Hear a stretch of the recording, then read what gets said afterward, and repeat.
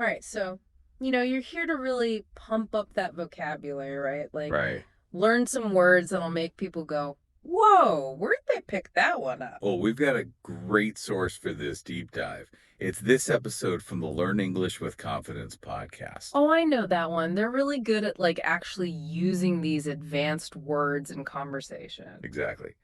David and Amira, the hosts, just weave them right in. And the words they cover are seriously cool. Yeah, like what? Give me a sneak peek. Well, we've got Gregarious on the list, Stoic, Serendipity, even. Ooh, I like the sound of those. So this isn't just going to be like boring definitions, right? No, not at all. Yeah. It's about understanding how to actually use these words, like how to make them part of your everyday language. Awesome. Okay, I'm ready. Hit me with that first All word. right, so gregarious. They use this one to describe David, one of the hosts. He's like the kind of guy who walks into a room and just lights it up. Ah, I get it. That magnetic energy. Total social butterfly, huh? Yeah, exactly. Someone who really thrives in social settings. Like, Oprah, right?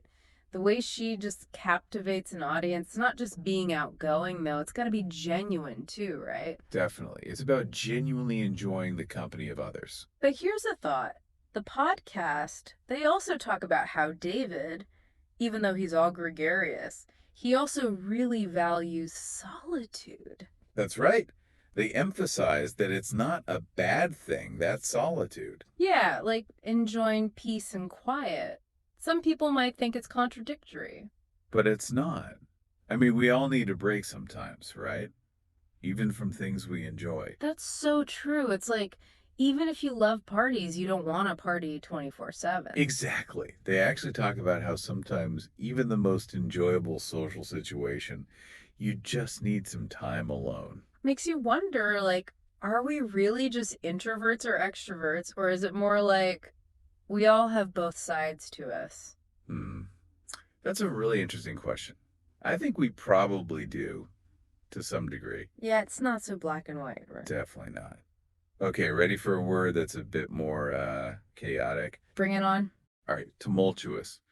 Amira, the other host, she uses this analogy about life in a big city.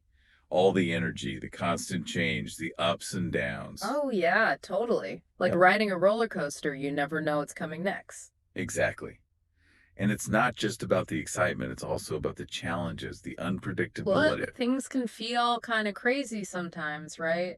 Out of control. Yeah, that feeling of being swept up in a whirlwind of events. Tumultuous captures that perfectly. So, how do we deal with all that tumult? Any tips from our podcast gurus? Well, they bring up this word stoic. Stoic. Sounds intense. It is. They talk about how David adopts a stoic mindset, especially when he's facing the tough parts of podcasting, like those long recording sessions. So like powering through it, no complaining, just getting it done. Right. And it's not just about podcasting, it's about life in general, facing hardship without complaint.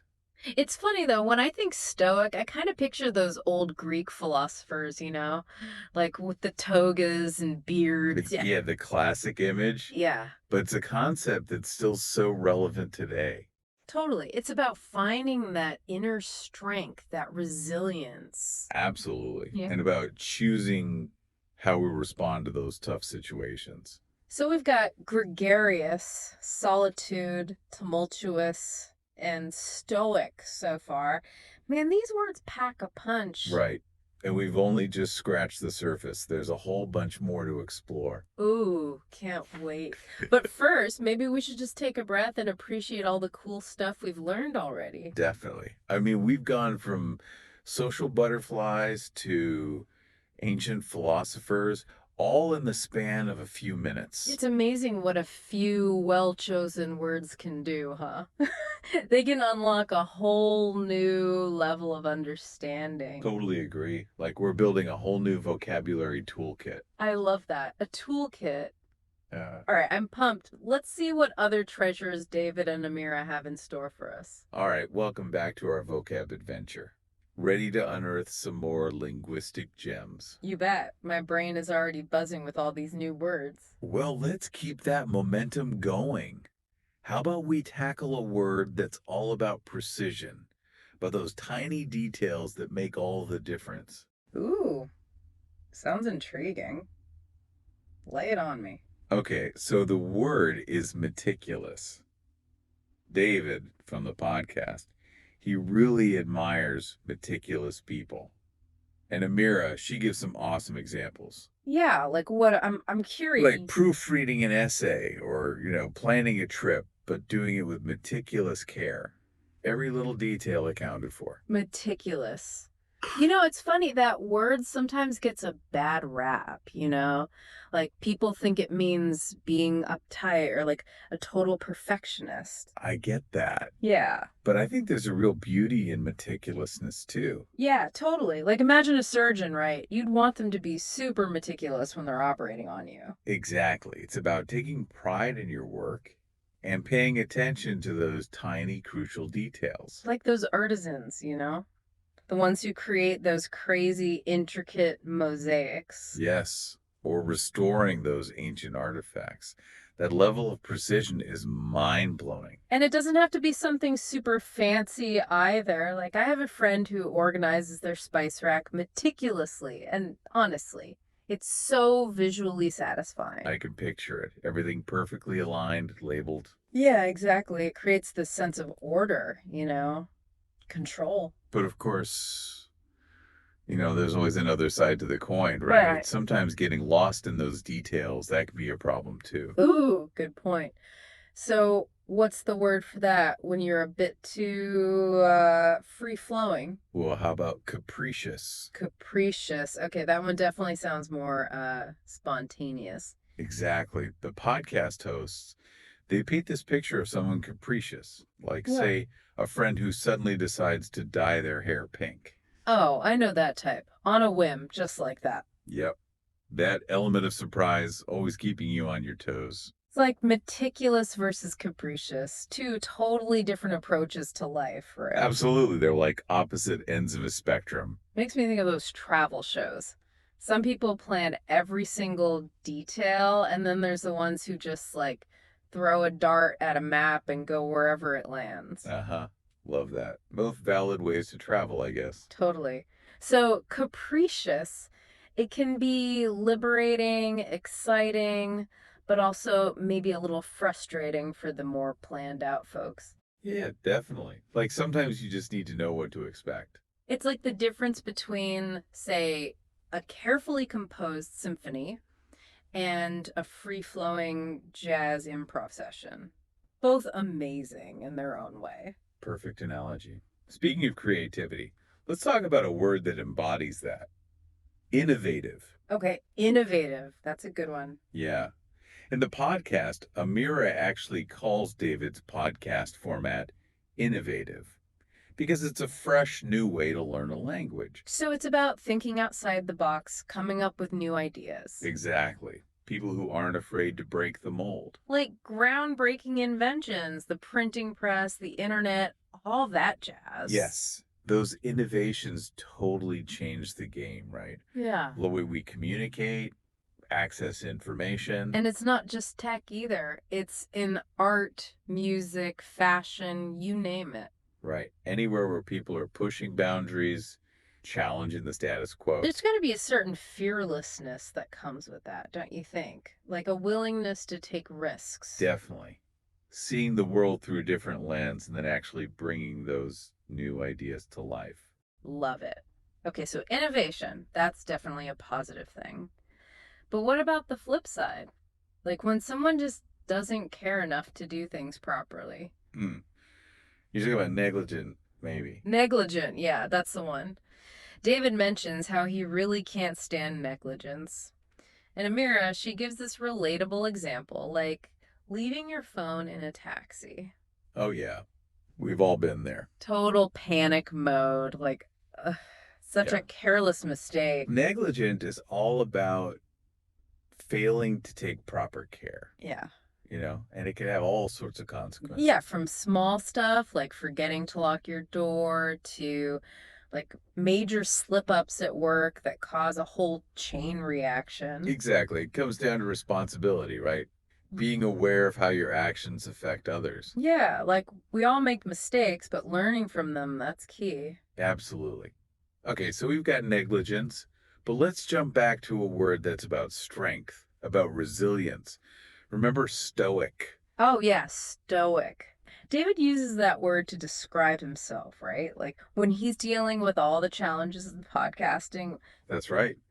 He's got that stoic mindset powering through those long recording sessions. I always imagine a stoic person as someone who can just like handle anything life throws at them. Super calm, collected. Yeah, exactly. Facing adversity with grace, maintaining that inner peace. It's a whole philosophy, right? Yeah, About accepting what you can't control. totally. It doesn't mean you don't have emotions. It's about managing them, choosing how you respond. It's like that Viktor Frankl quote, right? Between stimulus and response, there is a space. In that space is our power to choose our response. Mhm. So powerful. Love that quote. It really captures the essence of Stoicism. Okay, so Stoicism, that's about inner strength. But what about when you're just like totally indifferent? No energy, no enthusiasm. You're talking about apathetic. Apathetic. Yep. Yeah. That's the one. In the podcast, Amira jokes about how, if she were apathetic, she wouldn't be so passionate about teaching English vocab. Right. Because apathy is all about that lack of interest, that feeling. And I bet it's tough to be around someone who's apathetic, right? Like Yeah. their lack of energy can be contagious. Totally. It's like trying to have a conversation with a brick wall. No spark, no back and forth. So, how do we fight apathy then? Both in Right. ourselves and in others. Good question. I think it starts with curiosity, you know, seeking out things that light you up, being around people who inspire you. And maybe like pushing ourselves to try new things, even if they're outside our comfort zone. Exactly. Okay, ready for our final word. This one's all about those happy accidents, those unexpected delights. Ooh, I'm intrigued. What is it? It's serendipity. Amira describes it beautifully, like finding the right thing at the right time, just like, stumbling upon this podcast when you needed it most. Serendipity. I love that word. It's like those moments of pure luck, good fortune. Exactly. Like finding a hidden gem or making a connection that changes your whole life. Things you could never have planned. It's funny, isn't it? We spend so much time trying to control everything, but sometimes the most magical moments happen when we let go. So true. Serendipity is a reminder to embrace the unknown, to trust that the universe has a plan, even if we don't see it yet. It's like that saying, life is what happens when you're busy making other plans. Wow, we've covered so much ground today, from gregarious all the way to serendipity. It's Yep. been an incredible journey. I know, right? 10 amazing words, each one packed with meaning. But this is just the beginning, right? This vocabulary adventure, it never really ends. Absolutely. It's a lifelong journey of discovery. And I encourage everyone listening to keep exploring, to keep playing with language. Okay, before we move on to our final thoughts, let's just take a second to recap all the amazing words we've learned today. Okay, so we started with gregarious, solitude, tumultuous, and stoic. Then we explored meticulous, capricious, innovative, and negligent. And finally, we wrapped up with apathetic and serendipity. What a collection. It's like we've unlocked a treasure chest of linguistic gold. Yeah. But the real magic happens when we take these words and actually use them. Absolutely. Make them part of your everyday conversations, your writing, your thinking even. So as we head into our final thoughts, I want to leave you with a little challenge. Okay, I'm listening. Think about which of these 10 words really speaks to you right now. Like which one captures your current mood, or maybe your goals, or even the challenges you're facing. What a great idea. It's like using these words as tools for self-reflection. Exactly. Because language, it's not just about communicating with others, it's about understanding ourselves better too. So true. Well, folks, that wraps up part 2 of our deep dive. But don't go anywhere just yet, because in our final segment, we'll tie everything together and leave you with some food for thought. All right, we're back, ready to wrap up our vocabulary exploration. Absolutely. It's been a fun ride through the world of words. And I keep thinking about something. Like, we've learned all these cool words, but it's not just about, showing off, right? No, definitely not. Mm. It's about using them, making them part of how you express yourself. Exactly. Like, imagine describing a situation as tumultuous instead of just saying it was crazy. Or, praising someone for being meticulous instead of just saying they're organized. Right. It just adds so much depth and nuance to your language. It's like you're upgrading your communication skills, you have all these new tools at your disposal. Totally.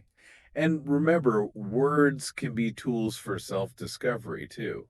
Like that question we asked earlier. Oh, yeah, about which word resonates most with you right now. That was a good one. It really makes you think. Which word captures your current state of mind? For me, honestly, I keep coming back to serendipity. Oh, interesting. Tell me more about that. Well, I've been feeling a bit, stuck lately, like trying to control every little thing. I get that.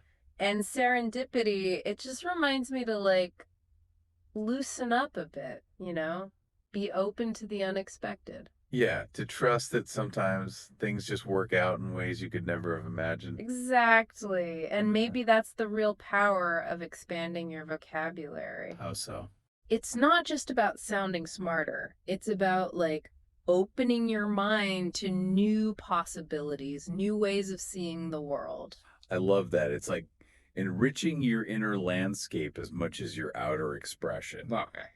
Okay, so before we say goodbye, I want to leave everyone with a challenge. All right, hit it with it. I challenge you to like really pay attention to language, not just in this episode, but everywhere in books, conversations, even song lyrics. Keep those ears open. Yeah. And when you find a word that intrigues you, don't just skim over it. Look it up, savor its meaning, see how you can make it your own. It's a lifelong journey, this love of language, and it's so rewarding. You never know. You might stumble upon a word that perfectly describes a feeling you've never been able to put into words before, or like a concept that completely changes your perspective. Those are the best discoveries, the ones you find when you're least expecting them. Exactly. The serendipitous moments, right? All right. Well, that brings us to the end of our deep dive. It's been a blast exploring these 10 amazing words with you. I've had so much fun. And to everyone listening, thank you for joining us on this linguistic adventure. Keep those vocabularies growing. Happy word hunting, everyone!